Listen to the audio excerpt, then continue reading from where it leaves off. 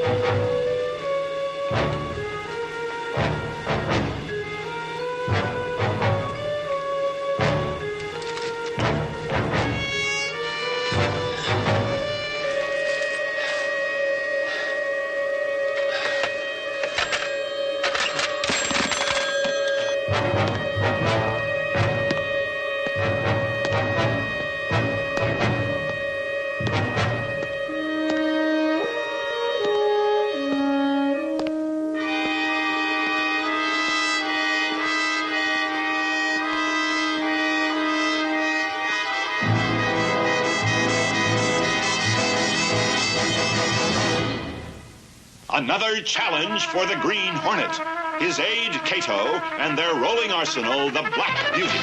On police records, a wanted criminal, the Green Hornet is really Britt Reed, owner-publisher of the Daily Sentinel. His dual identity known only to his secretary and to the district attorney. And now, to protect the rights and lives of decent citizens, rides the Green Hornet.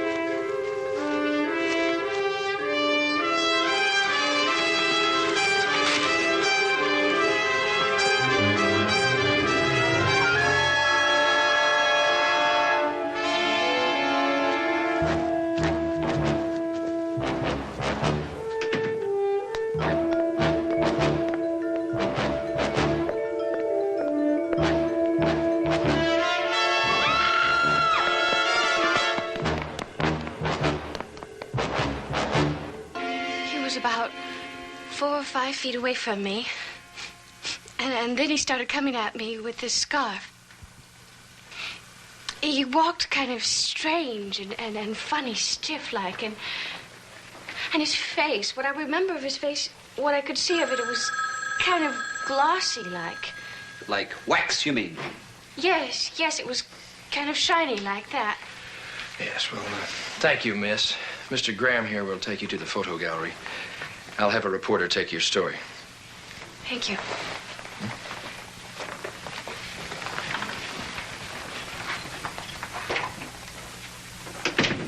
It's impossible, Mike. Not to Peter Wilman.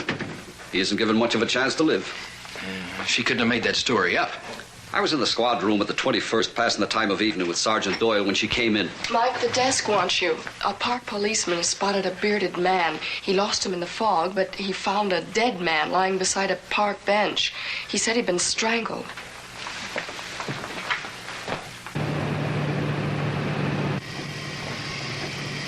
"194 in, 194 in." Another sighting. Grove and Maple. Swing that way, 194. Right. Moving which way? South on Maple. Right. Let's go.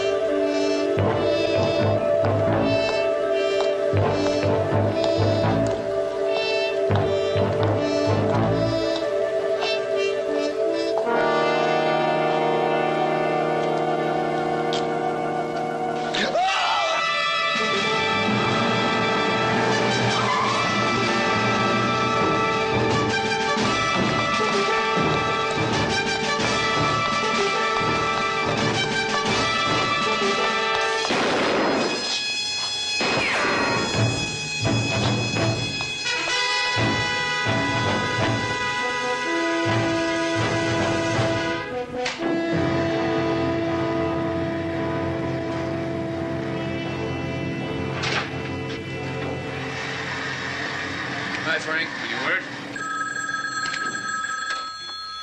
Mr. Reed's residence. It's Miss Case. Thanks, Kato.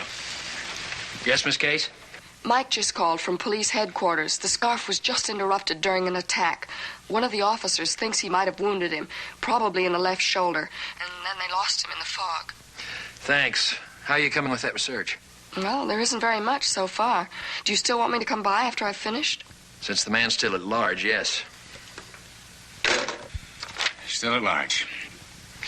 Police made contact with him, shot at him. They lost him in the fog, but they think they wounded him. Well, that should ease the panic. Convince people that there isn't a waxen dummy running around wild. What is running around wild, Frank, and why? That's a good question. The first person attacked was Peter Wilman. What does that do for us?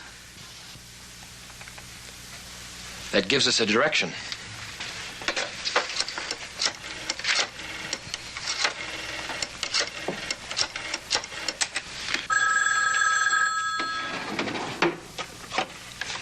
Mr. Reed's office? Yes, sir. What's the latest report on the condition of Peter Wilman? Critical. He's still unconscious. Anything else? A man named James Rancourt wanted to reach Mike. He said that he heard the news when he left the library earlier. He was Wilman's partner. I referred him to police headquarters. Thanks, Miss Case. There's got to be an answer somewhere. Well, it started in Wilman's museum. Yeah, and maybe that's where it will end. See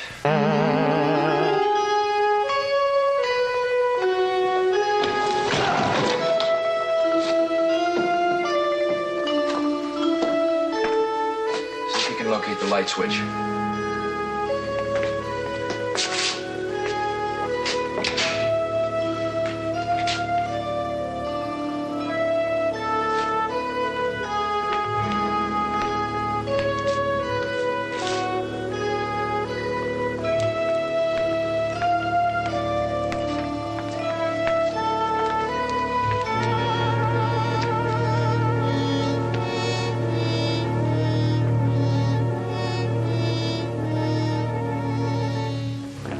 Bullet?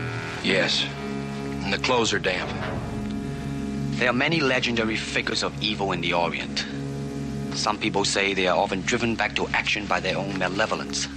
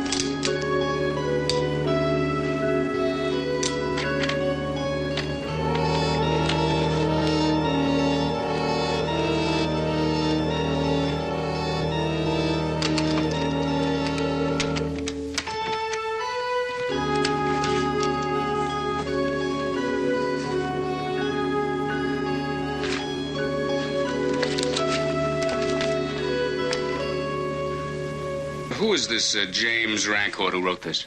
He's Willman's partner in the museum. Does research and lectures on the tours. There's one piece of information in there that interests me. Vina Rose, the burlesque queen that the Scarf used to date. Well, finding a stripper who worked this town 10 or 15 years ago is like finding a wide-open back entrance to Fort Knox. Yeah, but I found her. Our entertainment editor called a booking agent. He remembered her. Her real name is Hazel Schmidt. She lives in a small apartment in the Chelsea district.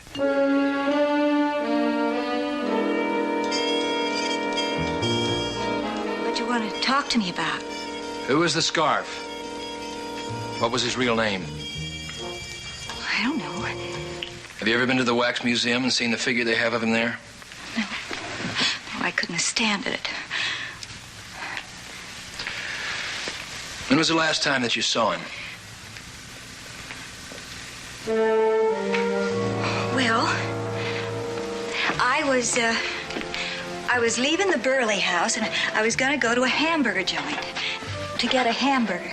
It was after the midnight show, so it was late. It always was late when I seen him. And when I come out of the stage door, there he was. He was outside in the car, waiting for me. He said he was going away, because he was going to be immortal, so people would never forget him all those years. That's what he wanted, he said. Well, then he dropped me by the hamburger joint, and, well, that was it. And you still couldn't believe about the robberies and the murders? I tell you, he treated me like a queen, like a queen! Mr. Reed? That's right. I'm James Rancourt. Mr. Rancourt, have a seat.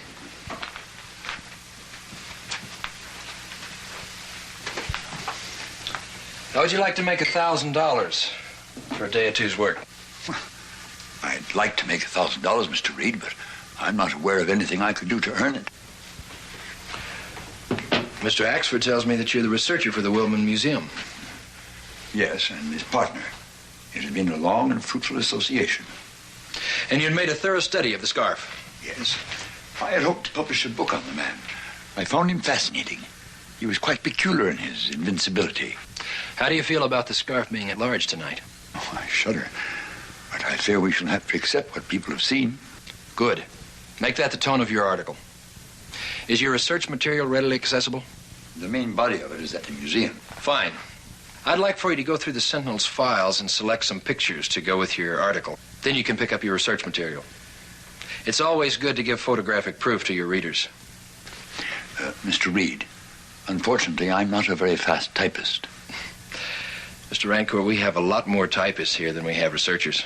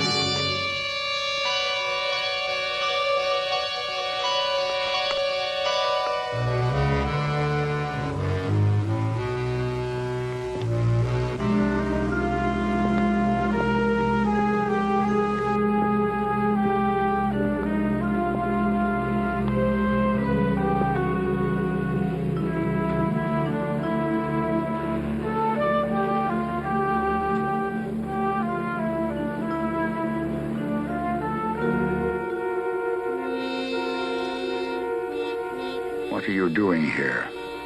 They told me he'd come to life tonight. I wanted to see if it was true. If he remembered. But he don't remember. He ain't immortal like he promised. He's just made of wax. I guess I'll go now. No, stay. You remembered. That's what's important. For a part of immortality is that one is remembered. Don't you see that, my dear?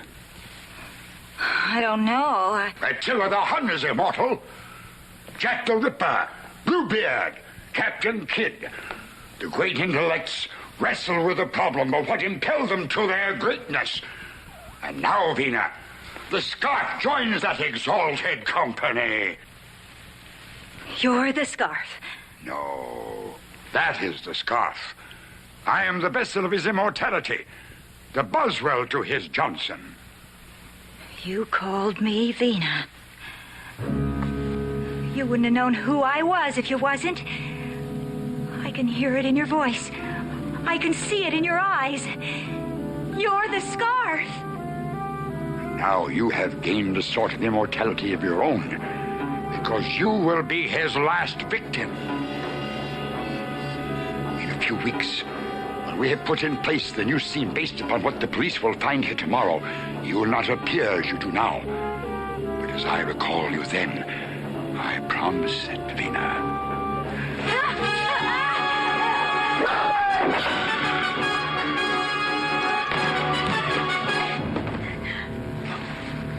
It can't be. It mustn't be. Only the scarf is immortal. Only the scarf. Only the scarf. Only the scarf. Only the scarf. No, no.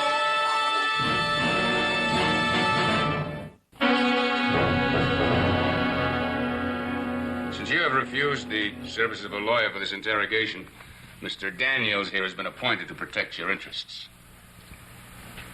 I no longer have any interest, sir. My department, however, has a great many interests. Do you wish to make a statement? It's in a book. I wrote it. I will attest to its authenticity. But I don't know where it is. I think it'll turn up. Mr. Scanlon. Yes? When the police found me, was there a woman there? A rather pretty one? There was no woman. Then it was a dream. One of the cops told me that when Rancourt came to, he insisted he'd been attacked by the wax figures of the Green Hornet and his man. That could have been a dream, too. Maybe. When the police searched the museum, they found those two wax figures sitting in chairs in the studio workroom.